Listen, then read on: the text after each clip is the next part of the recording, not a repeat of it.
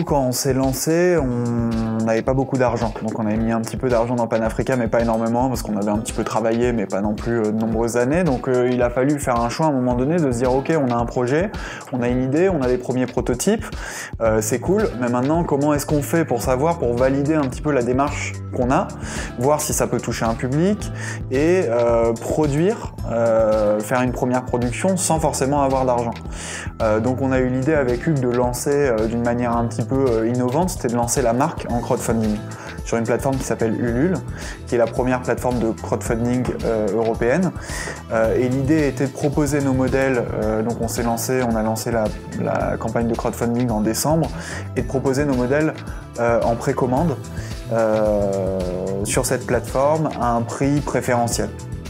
L'idée étant que les gens allaient sur la plateforme, précommandent leur paire et reçoivent leur paire de chaussures 3-4 mois après, ce qui nous permet, nous, d'avoir un petit peu de fonds, de produire et derrière d'envoyer les paires aux gens. Et c'est un petit peu comme ça qu'on s'est lancé. On s'est lancé avec une ambition qui était de vendre aux alentours de 200 paires à 500 paires. Et au final, cet premier objectif a été réalisé.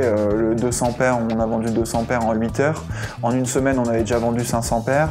Et au bout de 30 jours de campagne, on était à plus de 2000 paires vendues, ce qui a fait de Panafrica un des records mode sur la plateforme et qui est rentré dans le top 15 en termes de montant de levée de la plateforme Ulule. Cette campagne de crowdfunding, ça a été un début de carnet de commandes pour nous.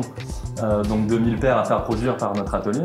Du coup, le temps investi et l'argent investi sur les prototypes commençait à être rentabilisé pour notre atelier. Donc on rentrait vraiment dans un modèle gagnant-gagnant avec notre atelier. Et du coup, là, toute la chaîne s'est amorcée pour la production avec un des éléments importants qui est le recrutement et la formation des gens qui ont travaillé sur la chaîne de production Panafrica. Et on a eu, au pic de la production, 24 personnes qui étaient dédiées à la production des paires Panafrica, ce qui était pour nous une vraie fierté en termes de création d'emplois et en termes de formation, sachant que l'essentiel de ces gens-là ont été formés en fait quasiment de A à Z sur la ligne de production Panafrica. Après, d'une manière plus générale, comme l'a dit Vulfran, le crowdfunding nous a permis d'amorcer la production, de faire rentrer un petit peu d'argent et surtout d'amorcer une notoriété de marque, aussi bien auprès de nos clients finaux qu'auprès de revendeurs, de la presse.